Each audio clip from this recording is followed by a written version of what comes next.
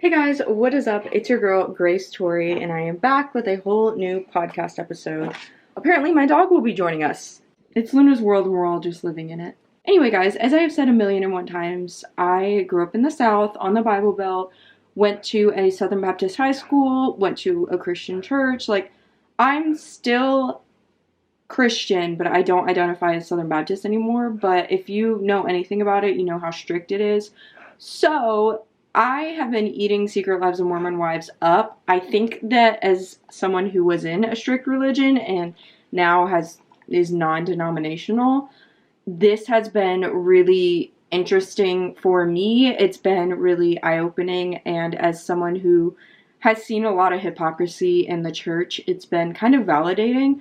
So I went back and forth on if I wanted to do a breakdown of my thoughts on season 2, what I think is going to happen in my theories, but I think I'm going to do it, especially with the reunion coming out tomorrow. I feel like I need to give the people what they want.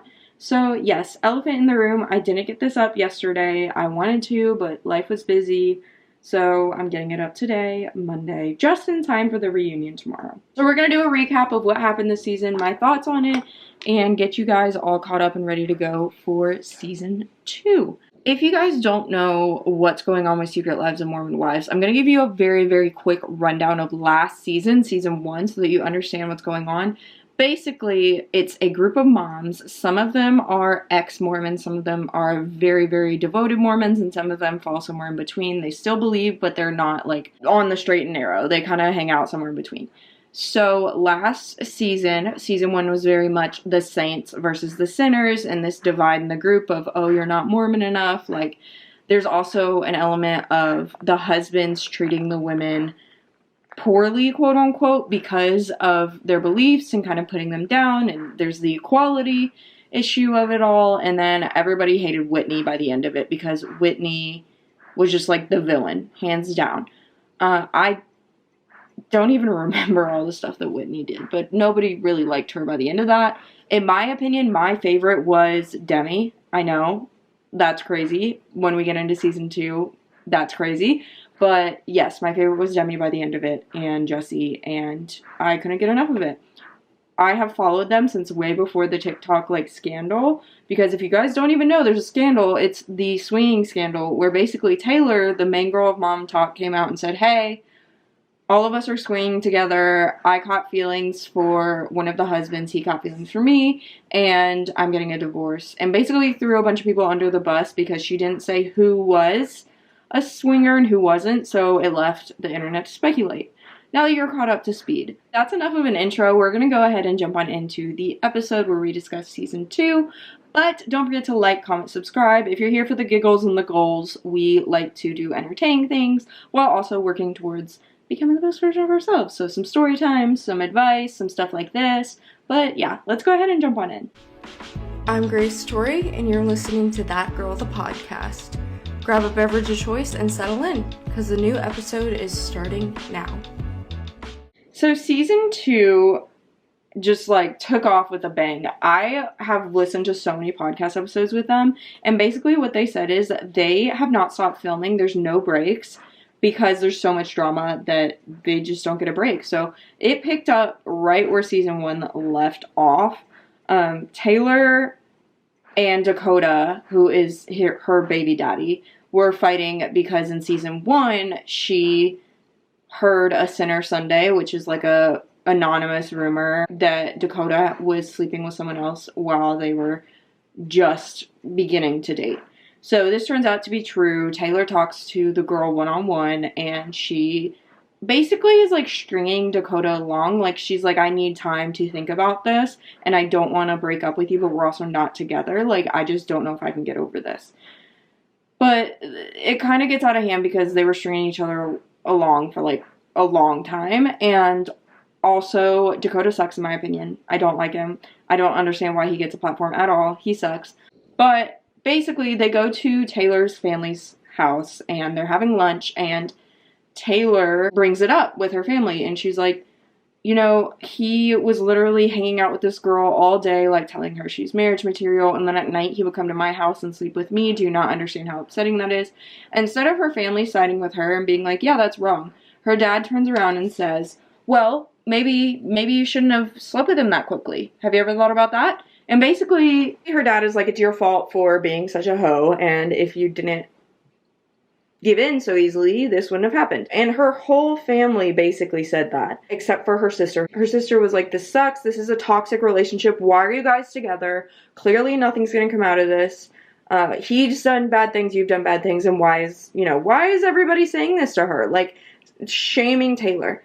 And they have come out and said, we're embarrassed, like, we're hurt by this, we shouldn't have said this, and it was this whole thing. But as someone who grew up in a similar situation where everything is on the woman, like men can kind of do whatever they want, do I think that they would have had that recollection and been like, had that self-reflection and been like, maybe this is bad, if the entire world wasn't like, what is wrong with them? I'm sorry, like, how dare you, like, talk to a woman that way? Like, not that Taylor is innocent, but putting blame just on her is crazy. Like, he was sleeping with 2 different women at the same time and not telling them. Meanwhile, she was sleeping only with him and, like, thought that they were a thing. They weren't technically together, but she was under the assumption based on the way that they were treating each other.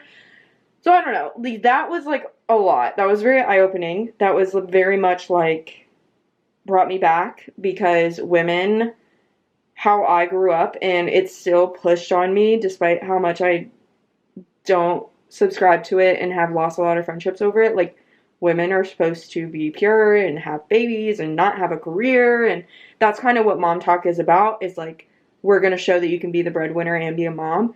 That's what they say. It usually ends up being more drama, but that's what their reasoning is behind mom talk. So yeah, that was just terrible. Taylor and Miranda happen. Miranda comes into the season. I love Miranda. She is my favorite. I have followed Miranda for literal years, like way before the swinging scandal. She is, in my opinion, like the prettiest, funniest, nicest, non-problematic person on the planet. I love her. So chill. So she comes in and she's trying to decide, well, they're trying to decide if they want to let her back into mom talk, because her and Taylor used to be best friends. But when Taylor came out with the swinging allegations, Miranda got upset and was like, I wasn't swinging. It comes out later that they were soft swinging, so like making out, all kinds of things, pretty much everything but doing the full deed. So Miranda and Taylor are like at odds. Taylor is hurt because Miranda was her best friend and she left, and Miranda is hurt because she didn't only lose her husband, but she also lost her best friend, Taylor, and Taylor kind of betrayed her by throwing her under the bus. And I think that at the root of it is just the miscommunication. Like, when Taylor's saying swinging, she means one thing, but it could mean a lot of things, and so Miranda sees it as something else. And by the end, she's like, yes, this is what we did. We didn't do this, we did this. I'm setting the record straight. But throughout the whole season, Miranda is just like, I don't know if I even want to be a part of this. Like, you guys are kind of mean to each other. And she's just so real. And, like, when things would get dramatic, she'd be like, yeah, okay, I'm going to go home. I'm going to go lay on my couch and watch TV. I really don't want to deal with this. And I'm like, that's a queen. I stand behind her. We love Miranda. Jen has to deal with the backlash of everyone basically hating her and her husband, because in the last season, Zach treated Jen very, very poorly. Honestly, I would not be able to forgive him for the way that he treated her and the things that he did to her. But I also understand that they're like high school sweethearts. They have 2 kids together, and it's not that black and white. As someone who is in a relationship of 4 years and we don't have kids or anything, we're not married, but we live together and everything, I would not be able to get past it if Josh spoke to me the way that Zach spoke to her. Some things are cleared up, like Jen is not related to Ben Affleck. For some reason, that's a big deal. Like, guys, that was a silly, goofy thing. Even if that's not true, whether, like, it was a lie or not, I fully believe Zach's family told Jen that, and she believes that. And, like, Zach was like, hey, no, that's not true. And she was like, but your grandparents said it was. So, like, I don't know. Either way, it's not that serious. I don't understand why this is something to, like, cancel her over. The other thing was her issues with mental health. So her mental health took a toll. She was getting a lot of hate. Everybody was questioning her relationship. And another issue was She said in season 1 that Zach gambled away all of the money that he was given by his parents for medical school. She said he gambled all of that away. It was not, and she also said he gambled all of her money, like, that she was making. It was not medical school money. He explained it, but basically that wasn't true, and so it painted Jen as, like, a liar, and then he also went to Jesse and Demi and said, why did you guys tell everybody that I gambled this much, and why are you saying this about me? This is not true. And they said, well, Jen told us that, and we didn't exactly go out and spread it. We were just saying it on the show, and it got picked up because we were worried about Jen. Which, in season 1, I don't think that they did anything wrong. Keep in mind, I wasn't keeping up with, like, their social media and their TikTok, so they could have gone and, like, spread all this stuff and been like, why would you stay with someone who gambles all their money away? Like, in that instance, yes, that's wrong. But if it's just what they did on the show, like, they were genuinely just like, Jen, we are concerned about you. No man should treat you this way. No man should speak to you this way. No man should uproot you and move you across the country if you don't want to. Like, these should be group discussions. You shouldn't just follow him because he's the man. Like, also, he shouldn't talk to you this way. He needs to, you need to stand up for yourself. So, in that respect, I was 100% behind them. But basically, it all came to a head because there was some miscommunication. They said some things to Jen. Jen would say some things to Zach. She would say some things to Jesse and Demi about Zach and how, like, she didn't like that he did this or she didn't like that he did that. And then Jesse and Demi would broadcast it and say, well, Zach did this. And then he would get upset and say, why did you say that about me? So it all kind of led to Jen being miscommunication. Some of it was lying, but they kind of painted her out to be a liar, and I wouldn't say that she was necessarily lying a lot of times. I think that she was just not communicating as effectively as she could. So it all became a big deal at this Halloween party, which Aspen Ovard was at, and I love Aspen Ovard. I have watched her since I was like 13 or 14. We stan Aspen in this house, which is another rabbit hole I could go down. She got a divorce, and I don't think anybody saw that coming, and now she is bi, but she is fully, like, dating women only, and I love that for her. I was just so shocked. Like, I don't think anybody ever saw her and Parker getting a divorce, but, like, that just shows you really don't know what's going on behind the scenes. So anyway, this Halloween party that I believe it was Jesse hosted, I watched this like 2 months ago now, so I'm trying to like remember. And they wanted to have a little Chippendales recap because last season, the reason Zach got so upset with Jen is because they went to Chippendales. So they wanted to have a mini Chippendales. They had the Chippendales guy come, and Brett and Jordan, I believe, Jesse and Demi's husband, learn a dance from the Chippendale, like, main guy. And then at the party, the 3 of them performed, and they were going to do a dance on Jen as quote-unquote exposure therapy. It was supposed to be like a big joke because Zach is like, I'm over it. She can go to Chippendales. It's fine. The problem with that is they told Jen that, and Jen did not communicate it with Zach. I don't know if she thought they were joking. I don't know if she thought it was not going to be as big of a deal as it was, but they were grinding on her and doing what they do, and Zach was very uncomfortable. At this same party, Chase showed up, who is Miranda's ex, who was shouting and screaming at Taylor, and Chase is just a douche. Nobody likes him. He has a podcast. The funniest thing ever was when, what was it, Layla, who said, like, yeah, go run back to your podcast or something like that. It was the funniest thing ever. Miranda was comforting Chase's current girlfriend, while Chase was yelling at Taylor when he should have been with his current girlfriend.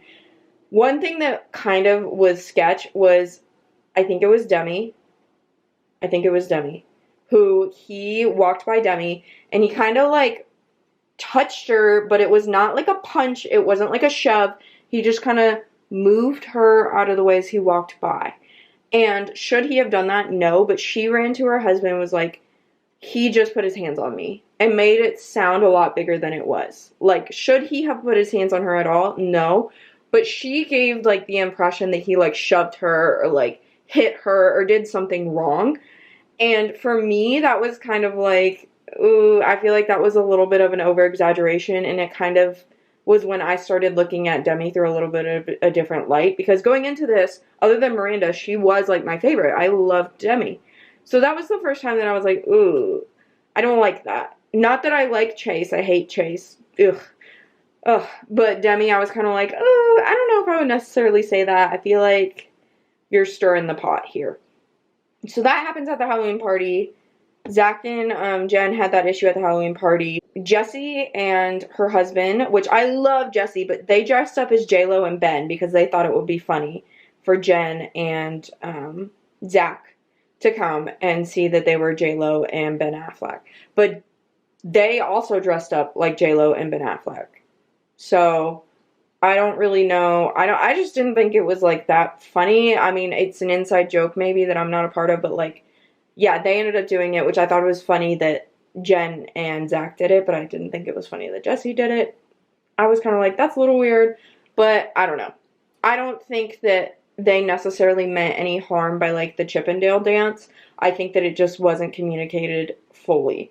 So, that ends, and then Jen kind of, she has a mental health crisis where she goes into depression from postpartum, and she's actually pregnant again, which she tells Zach, and they're fighting. So Jen takes a break from the show, which I hope that she is doing better and taking the time she needs. And I do feel for her. As someone with mental health, I hope that she is doing better. I understand the horror and the things that you go through, and do I necessarily agree with all of her actions 100%? No, but I also know that you can be in a mindset where you do things that you wouldn't typically do, so I don't know if it was that, or if she's learning from it, growing from it. That's all you can do, but I don't think that Jen is inherently a bad person at all, and I hope that she is doing a lot better. Throughout this whole thing, Whitney is trying to get back into mom talk, because she went from being like, I never want to be in mom talk, to I want to be back in mom talk. So she's coming to all the events with, in addition to Miranda. Her and Miranda are kind of friends. Whitney pisses me off because she is an opportunist. She is only friends with someone if it benefits her, like, for strategy. So Taylor, like, was so supportive of Whitney all throughout season 1, even though Whitney was a problem and causing so many problems and being so mean to Taylor and causing a lot of unnecessary drama in Taylor's life. Taylor was saying, like, please don't send hate to Whitney. I will give Taylor that. Not that I don't like or dislike Taylor. She just, like, does a lot of dumb shit. And I'm like, I don't know.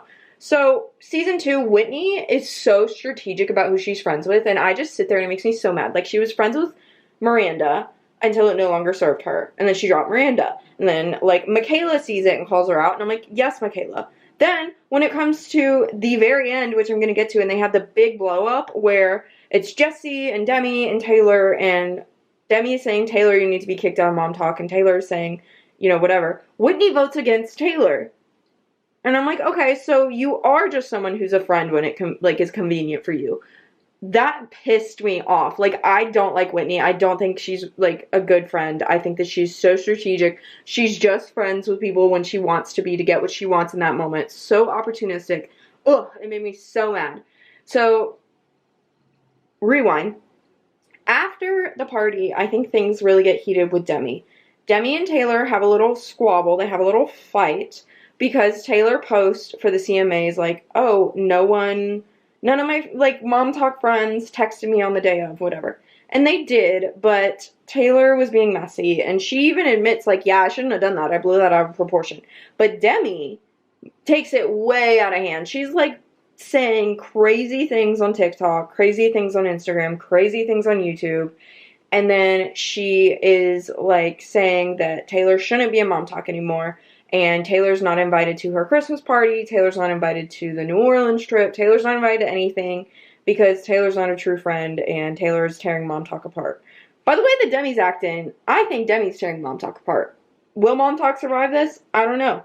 So, Demi it's very clear that she is just trying to get control and get everyone on her side to kick Taylor out. This is when I really was like, what are we doing here? Like, girly, maybe you're not a genuine person. Maybe we're just not. But it backfired on her. Big time. So, my biggest issue with Demi, the time when I was like, Demi, you're taking this way too far, was, one, every opportunity she can, she tries to get everybody to rally against Taylor. 2, when her Christmas party happened, Taylor's mom went to talk to Demi. Should her mom have done that? Absolutely not. That is not her place. Or the time. If anyone was going to go, it should have been Taylor. But I get why Taylor didn't want to go. You don't want to go, you don't want to go. Her mom should not have gone. Second, Taylor, like, her mom goes, and Demi starts berating Taylor's mom.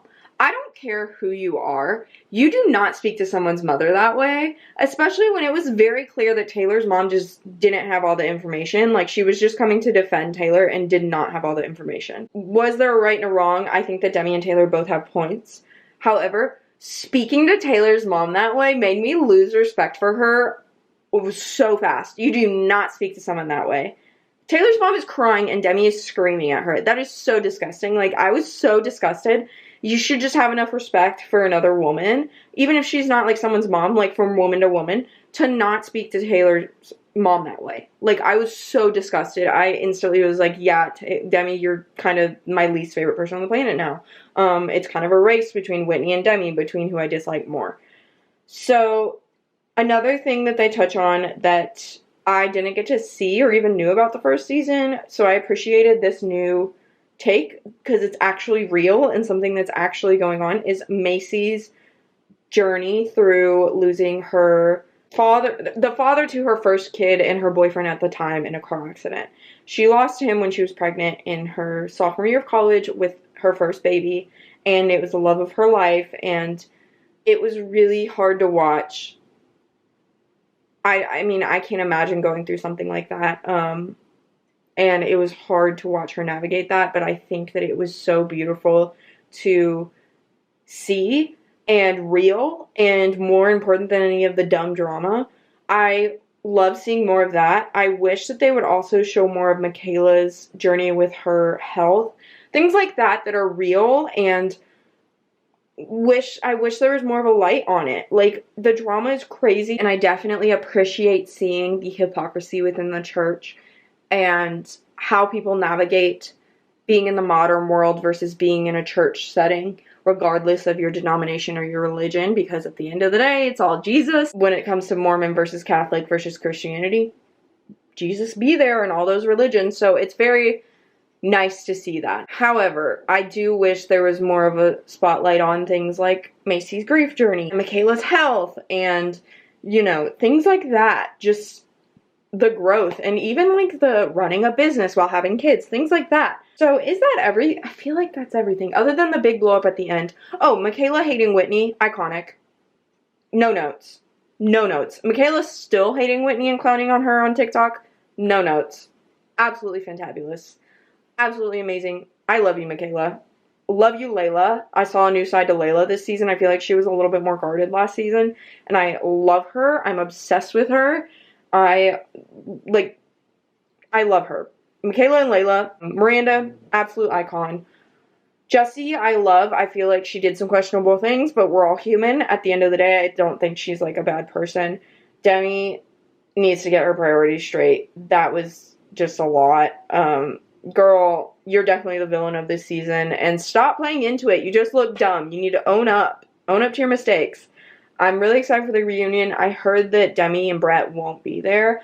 Oh my gosh. I didn't even talk about the biggest part of the episode, the cliffhanger at the end. So at the end, Layla goes to talk to Marciano, which, you're welcome, guys. I watched both seasons of Vanderpump Villa, so I can get all the tea on this. Marciano was a cast member / server, I believe, for Vanderpump Villa. There was a rumor that he and Jessie got together, and then the rumor kind of went away. The bigger rumor was that him and Demi got together, and during the show for Vanderpump Villa, they had an episode that was all of the girlies from Secret Lives of Mormon Wives, or a good group of them. It was Jessie, Demi, Jen, and Layla, I believe, was the 4. So they all went, and it was an episode of Vanderpump Villa. Demi was getting very, very cozy with Marciano. Okay? Very cozy. It was crossing lines that I wasn't comfortable with. I don't know what her boundaries are in her relationship, but from watching it, I was getting the ick. I do think that for a good portion of the time, she was kind of like giving him friend-on-friend advice and being like friend-zoning him constantly, and I think that he was making her uncomfortable, and she was trying to, like, separate while still giving him advice. That was the original vibes that I got, but knowing what I know now, I feel like she definitely crossed some boundaries. Like, you didn't have to go off by yourself with him, and you didn't have to hug him like that. You didn't have to talk with him. Ick. So, there was, like, a rumor that she was having an affair with Marciano. Layla goes to see Marciano because she was on the trip and they're kind of friends, and she's like, what's going on? Marciano drops a bomb that he had an affair with Jessie. He doesn't, like, explicitly say that, but he insinuates it. And that there was nothing going on between him and Demi. Now, at the Vanderpumpville reunion, he basically said, yes, there was an affair with more than one woman, but you're going to have to watch Secret Lives of Mormon Wives to know what happened. In my humble opinion. Oh, it gets crazier. Demi went from not saying anything to then turning around and saying he essayed her, which is a very serious allegation. And Brett fully stands behind her. Like, that's what she says happened. It's not that I don't believe her. It's that there are text messages and all kinds of evidence going against what she's saying. And I want to believe her so bad because, like, women believe women. But I feel like she's just trying to save her marriage. And I feel so horrible saying that. But what I think happened was Marciano and Demi had a thing. Demi has Marciano wrapped around her finger. That was very, very clear from day one. I think that she told him to say that he had an affair with Jessie instead, if anybody asked. Because Demi and Jessie are no longer friends and were fighting. So I think that's what happened. But also Jessie, I don't know. Like, there's pictures of her and Marciano at a bar. They could have been hugging. They could have been. So I don't know. But I think that Demi set it all up and Marciano's just, like, getting behind it. So yeah, that's my thoughts on this. I'm really excited to see the reunion tomorrow. I will be sat ready to go. What are your guys' thoughts?